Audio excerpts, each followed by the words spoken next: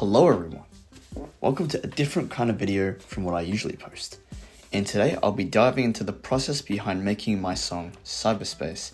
Now, if you haven't heard that song, I'll put it in the card above and I encourage you to listen to that first and come back to this video. But if you can't be asked, then don't worry, that is completely fine. You'll have a pretty good grasp on it anyway. Now this video is to hopefully help newer producers by providing a step-by-step breakdown of how I produced this song, and also by giving out some tips that may help in music production and getting those ideas flowing. Now I'm not sure if experienced producers will get anything out of this, but I encourage you all to stick around anyway, or else I'll find you. But without further ado, in the great words of Optimus Prime, pack it up, pack it in, let me begin. Alright, so I decided to start with the drums. I got the Amen break sample from freesounds.org, which I made sure to open in Fruity Slicer, which is why my sample doesn't actually look like a sample. As you can see, they look nothing alike. Opening in Fruity Slicer is quite important, as it allows me to chop up my sample and move the components around however I desire. Let's take a look.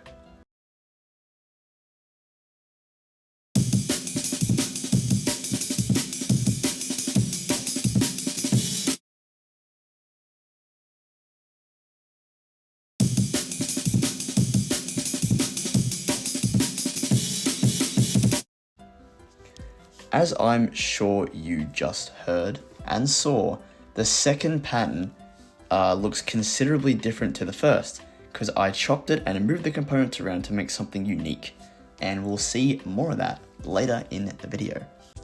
Right, so what did I do next? Well, naturally, I decided to put off the beat and scroll Instagram Reels instead. For the first time in all of history, that was a good idea. You see, during my scroll, I happened across a piece of music used in a reel that I thought was pretty neat, and upon listening to the full song on the tube, I decided to steal. Before you rush to the comments, I'm only half kidding, I didn't actually steal from the song, but I did take inspiration from it. The song is called Medicine by Lexycat. Let's give it a listen.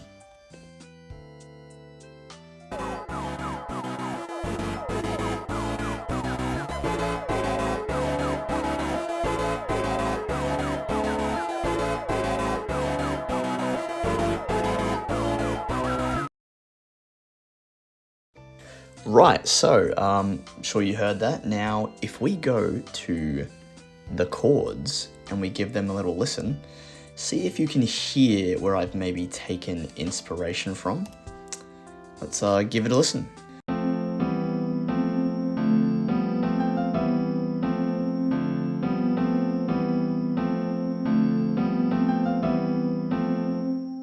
So I hope you see where I've maybe taken inspiration from. The part that I played you, like the dun-it, dun-it, I've taken it, but I've transformed it. You know, it's kind of less bouncy and all over the place. I've kind of streamlined it into more basic S chords.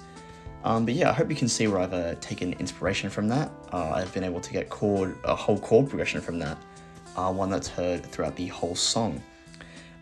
So the thing I want you to take away from this is that one of the best ways to get inspiration for your songs is just to listen to music. Find something you like, take it, and make sure to transform it and make it your own. Plus, you want to end up being wildly disliked. See Doichi's Anxiety for an example of what not to do ever. Another thing you may have noticed here is that I've added an extra instrument, which if you look at the pattern closely, you will see that it is just the chord progression but cut short. This is called layering, which is used to make patterns feel more fuller or add an extra something or enhance the feel of a pattern. As you can see, pretty much everything lines up with the chords, and with this extra instrument, the feel of the pattern is enhanced. Let us give it a listen with and without the extra instrument.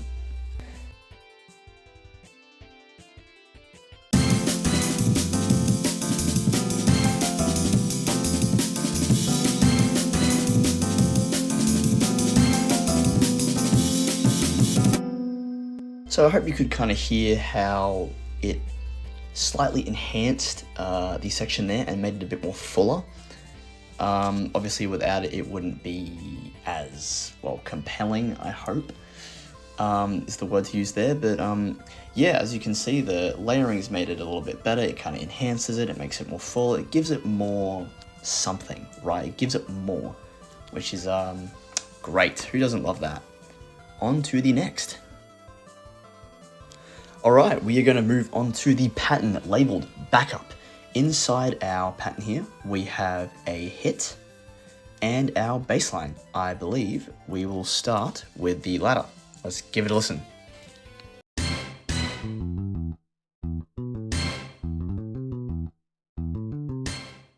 Right, so that was our bass line. Cool thing about this is actually a modification of my lead one here. I actually made this before the backup. We'll cover lead one after this, of course. Yeah, but this bass line here was just used like pretty much any other bass line you could probably think of. It is used for background noise to fill the space, make the song feel a bit more fuller. You know, it's feeling a little bit empty with just kind of 3-4 instruments or so. So, you know, it's cheeky little bass line. Although with the poor bass line, you can barely actually hear it. It kind of just pokes through every now and then. I'll play the first little segment for you. You can see what I mean.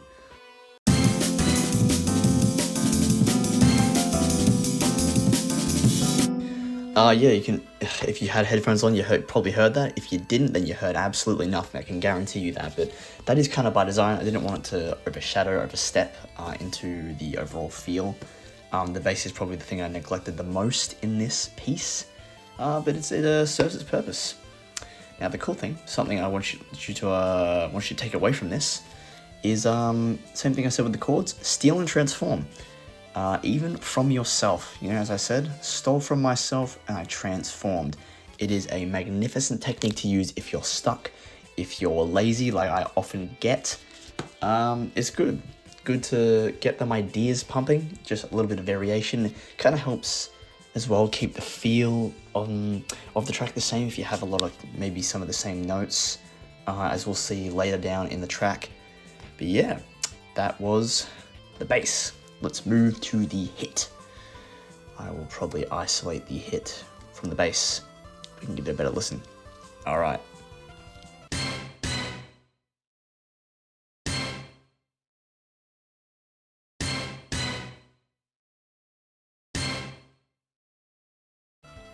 Right, that there was our hit. Listen, hits are glorious. I love hits. Hits are the best. You can't get enough hits. There are never enough hits. Hits should be used absolutely everywhere. Hits are great. Now this hit, of course, was probably used like most other hits, and that was to add oomph to the song, a bit of punch, shall we say. Yeah, that's how I used it. But going back to our steal and transform, kind of like the topic of this damn video, I've actually taken the hit, or taken inspiration with the hit from somewhere else, and I will show you where right now. Ooh. Here we have Toby Fox's Power of Neo. It's the unfinished version apparently, but that does not matter. That is fine. I will play the first couple seconds, then I will play it again, but I will explain where I got the hit from because it's kind of hard to hear. Let's give it a listen.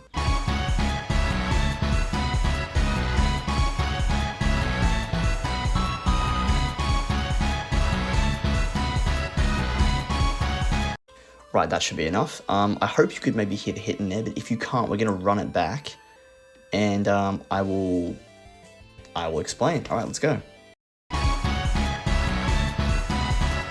1 2 1 1 2 1 1 2 1.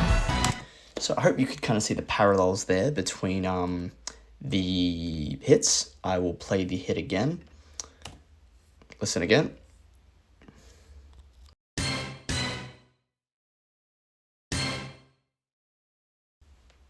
One, two, one. So I hope you can kind of see where I got that from. Yeah, it's pretty much, to be fair, it's almost exactly the same, except the first two notes would be mirrored. This should go to show that the inspiration technique truly is the best technique in the business. It is overpowered and needs an immediate nerf. Now let us move on to the next. Right, so let us move on to our lead.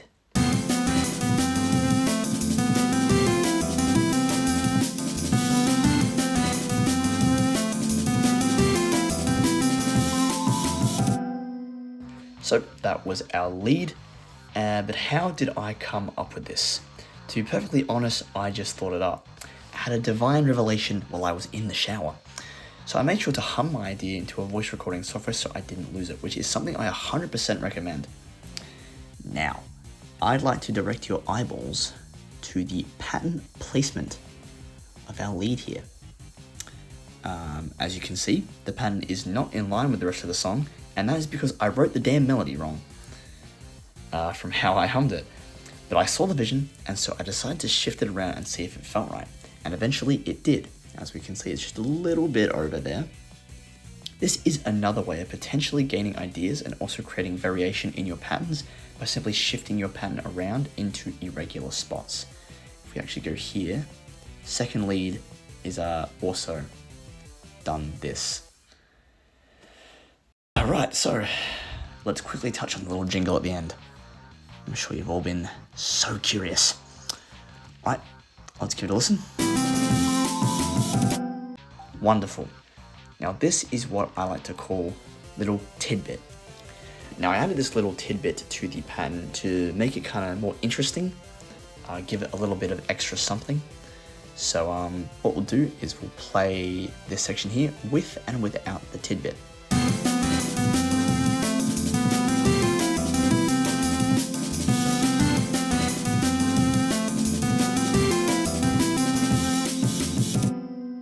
Well, wasn't that just actually horrible? It just kind of ended. There was nothing there. Despicable. Absolutely deplorable. Now let's hear it with the little tidbit back.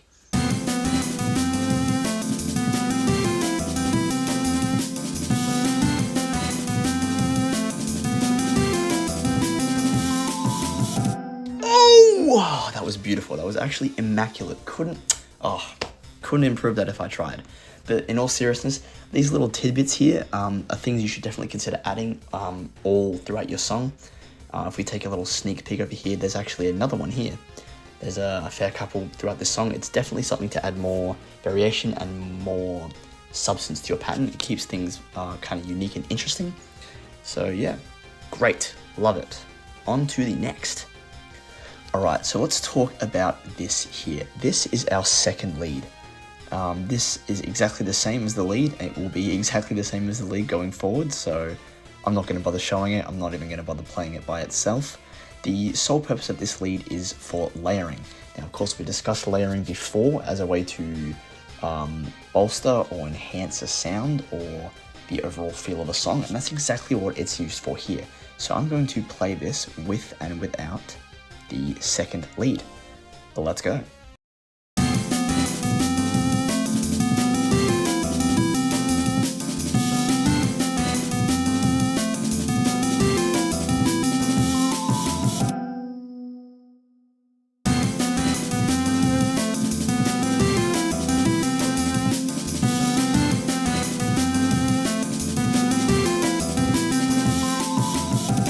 Sure you just heard, the lead makes a pretty substantial difference. Without it, the original lead sounds pretty empty and the song overall isn't as compact and full. Yeah, so it's just there to add more substance. Alright, moving on. Alright, moving slightly to the right here, we have our second lead.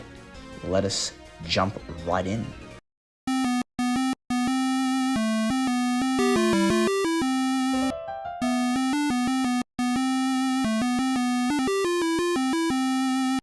Right, that was our second lead. As you can see here, I've added some variation around here. Around here, I've doubled up these notes for a different sound. I also changed this little part here, just little variations to keep things fresh. But you may also notice our cheeky tidbit. The tidbits have returned, and oh so soon. This is a cheeky little piano strum. Just, for variation to keep things more interesting, of course more fresh. Pretty standard tidbits if you were paying attention at all earlier. So let's just give this a little play.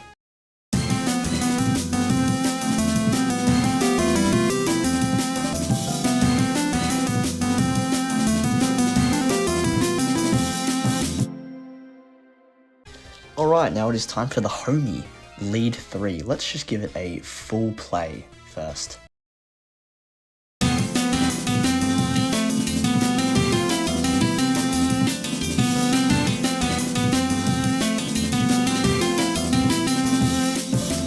Alright, so that was our lead 3. Essentially, what lead 3 is pretty much lead 1. If we check back on lead 1, that is just lead 1. However, it has the addition of a piano. And the piano is to, say it with me now, add variation. The way I've done this is fairly simple and honestly pretty lazy. As you can see, if we go here, I pretty much just copy and pasted lead 1 into the piano pattern and then shifted some notes around. I'm sure you can hear it. If we go to, yep.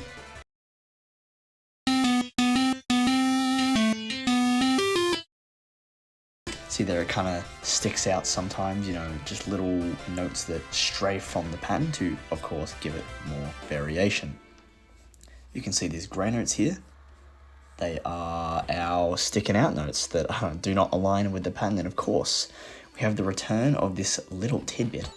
Once again, I've stolen from myself and I've kind of transformed. I've added onto something to create something new. Yeah, lead 3. Now, this is where things get a little more interesting, this section here. Let's give it a listen.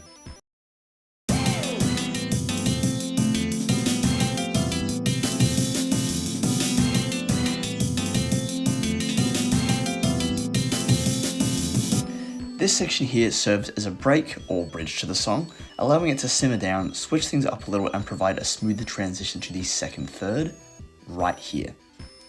Starting with the drums. This is an example of what you can do with Fruity Slicer. If I go here, looks completely different to the original drum pattern. Let's give it a bit of a listen.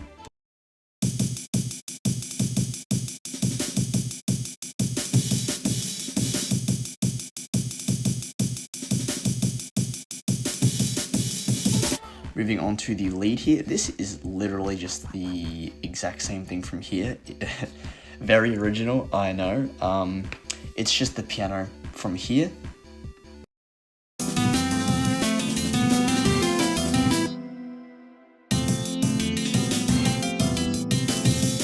It is literally just lead 1, but with the piano. Essentially what it was here, just here. And this little cheeky thing down here is a little sound effect that I just added from the definitely named SFX. This is just to help with the transition from this section to this section. We'll have a listen with and without.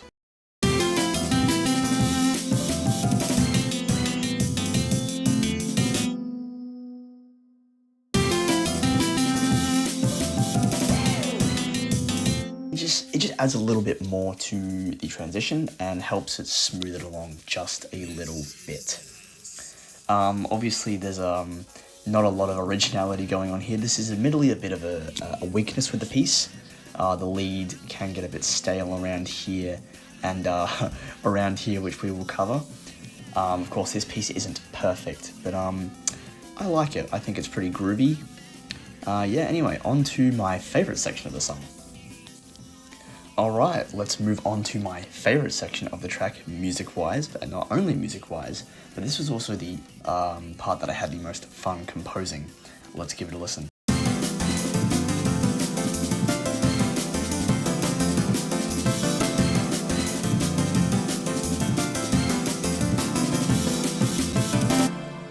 As I'm sure you just heard, that was fairly bouncy, which is what I like about it.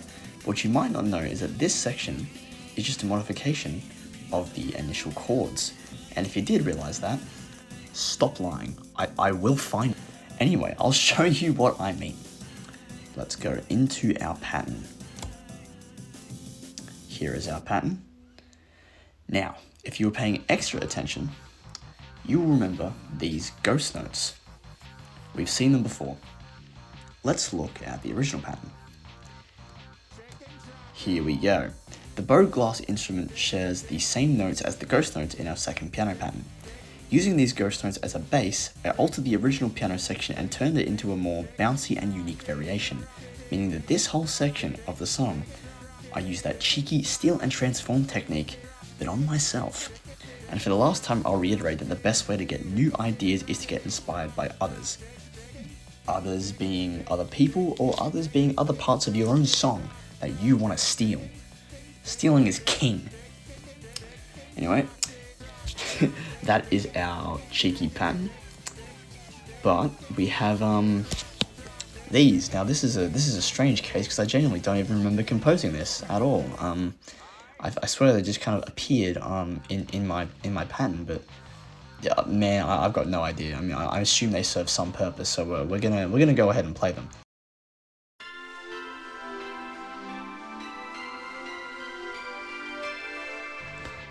God only knows what I was thinking with that one, but it serves its purpose, so it's fine. It's fine. We'll move on. All right, next up we have our leads here. These are essentially the exact same as our leads from over here. They just have pretty minor differences. This section was actually the last part I composed, and is probably the weakest part of the song due to its lack of variety, and in all honesty, I couldn't really be bothered to come up with new ideas because thinking is hard. Let's take a look.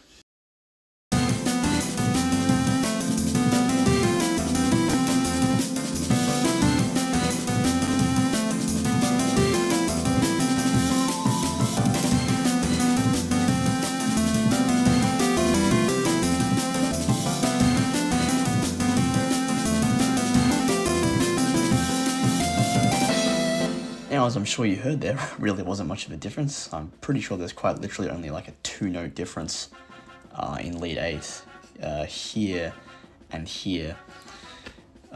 God, revolutionary, isn't it? With lead 9 here, the only difference is the end part here, which is just a transition into the next segment, which we will talk about. But lastly, here, we have our trusty stabs. Now, as you can see, this here, we've seen this before. This is volume automation, which we will touch on a bit later. But essentially what I've done here is, from having them this loud,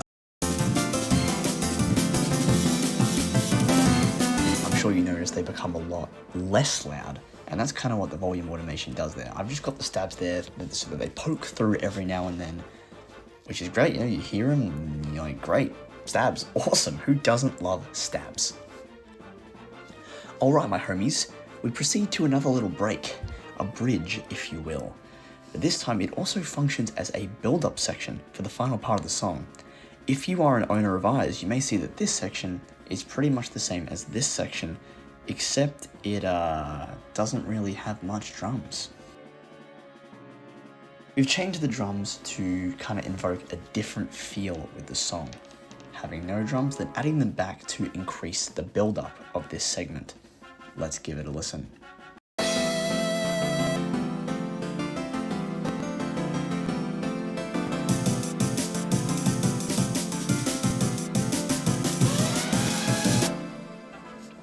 Well, wasn't that just divine? Of course.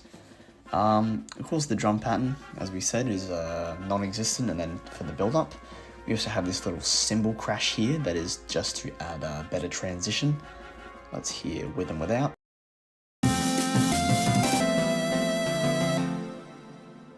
Pretty goddamn.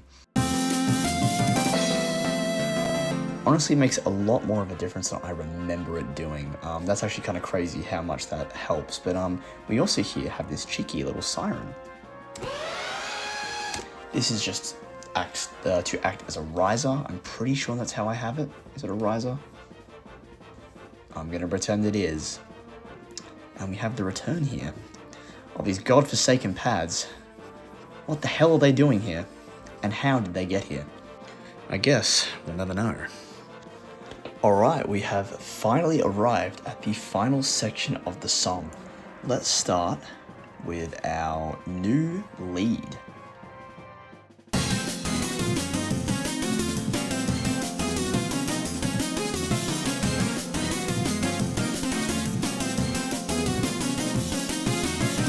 Now the neat thing about this lead is it's pretty like 95% original. Only 5% of this, I would say, is actually inspired by the original. Kind of had to take something, I wanted to still keep it on theme. But this is mostly an original Divine Revelation once again, an absolute banger. Now let's proceed to the final lead of the song.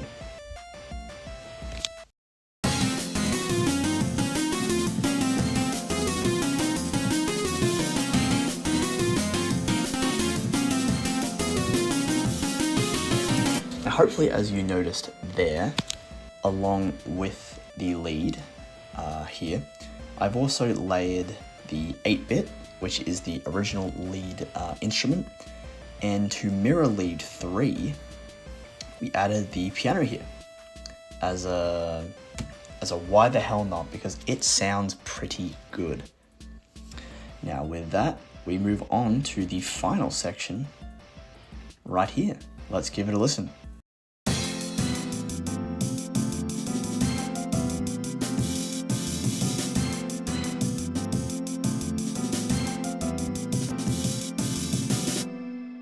Well, there you go. That is the final section of the song. That's it. It is done. We'll run the drums. If we do a little comparison here,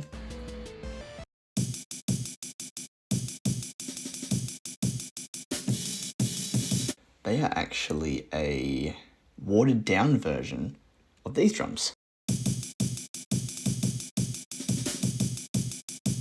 Of course, I obviously watered them down a bit to give it more of a relaxed feel. You know, it's the song's ending, we're winding down, that's it. Finito. Of course, we can't forget our mythical pads that can actually be heard here. This is insane. I never thought I'd see the day, but the pads, oh my, the pads have come in clutch here.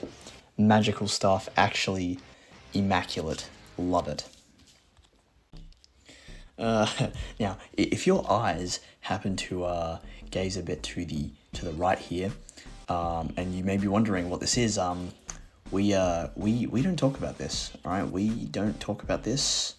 To talk about this is to forfeit your life. You will be executed on the spot. Right, now that the song is done, I would like to address the automation in the room. Let's go back to the start of the song and play this section that I don't believe I played before. Let's give it a listen.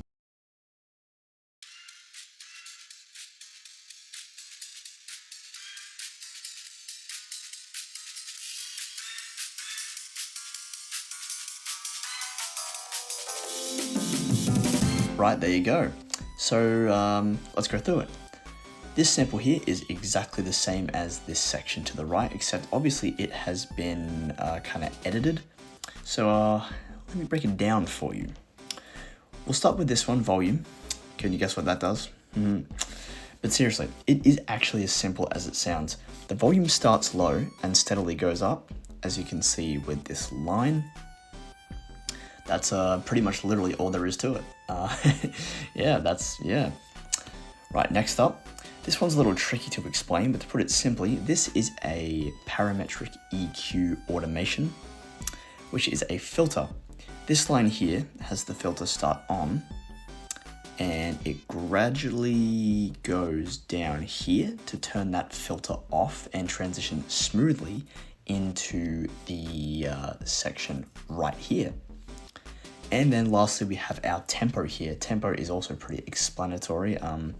It starts at a lower tempo and then it slowly rises and gets faster and faster till it meets our project tempo, which is how I created that kind of slowed, filtered intro kind of thing. Let's move on to, I believe, the final piece of automation. There's not much in this song, but the stabs here.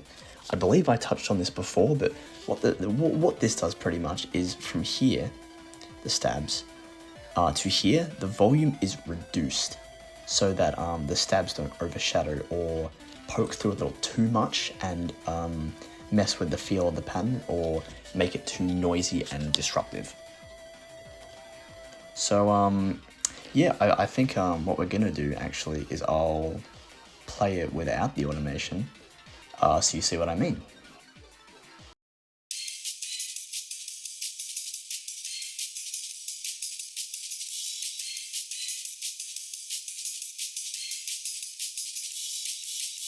Now obviously that still didn't sound exactly like this, but that's because the filter is tacked onto the sample itself. And without this parametric EQ automation, the filter is not regulated. It just stays as it is. It doesn't get turned off by this line. It's just what it is. And now over here, if we turn this off, listen to the volume and see if you can notice maybe how loud it actually gets without the automation.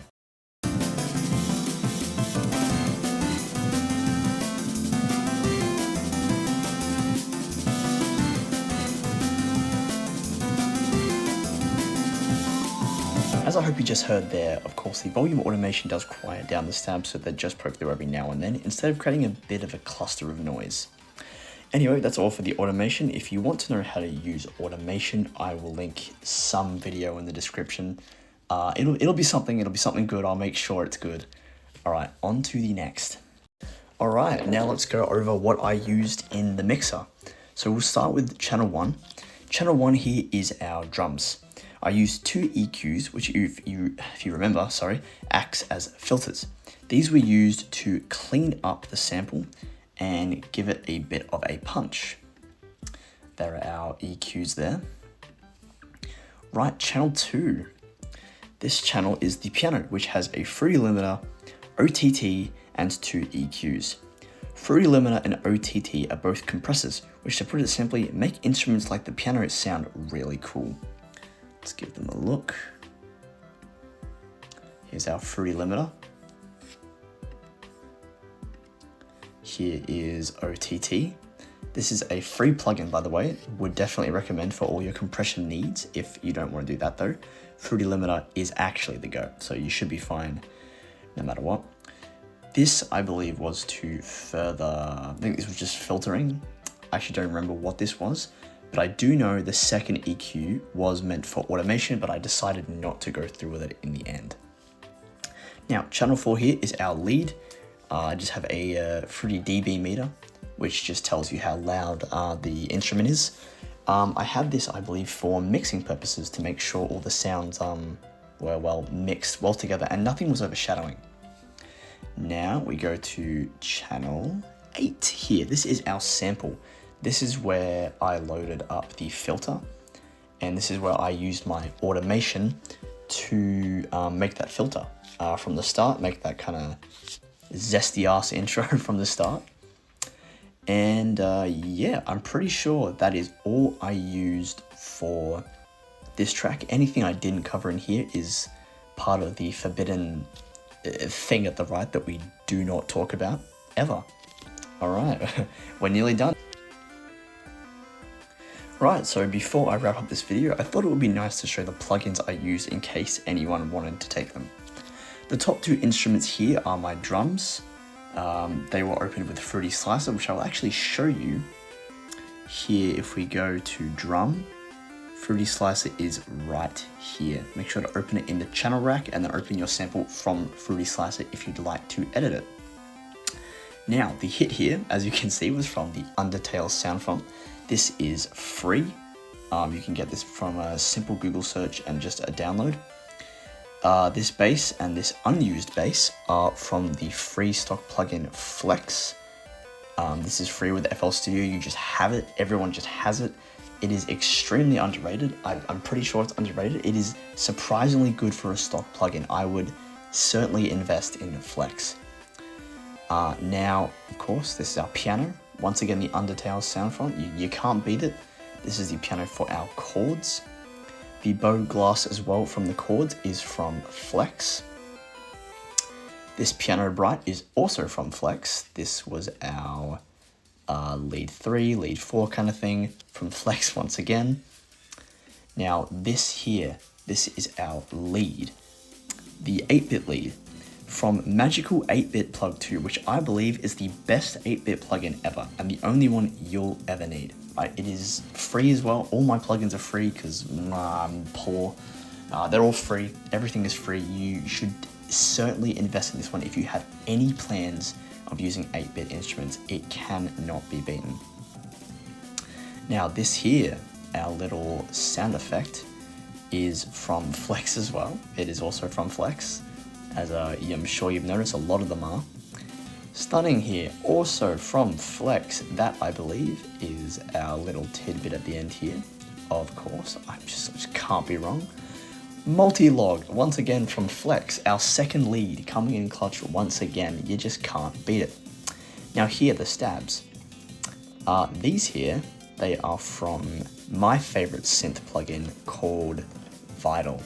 Let's give it a little look. Here, this is Vital. It is my favorite synth plugin of all time. Like I said before, all my plugins are free, so a quick Google search and this can be yours. Of course. Now, next up we have our mythical pads, once again from Flex. Flex always delivering, good lord. The FL project sample, that was a sample I just exported. I pretty much just highlighted this, then exported that and made it into this. Now if we scroll down a bit more, Vital, once again, obviously that is, well, Vital, that is our lead just over here. That is the lead here. And 707 Crash is just from the library. If we scroll down, here it is. Free stock from FL Studio. So there you go. Like I said before, all plugins are free, so feel free to steal them. Hey. So that concludes the breakdown of this song. I hope you found this useful in some way. Do let me know if you'd like to see more. I have a Mario Kart song that I'd love to break down.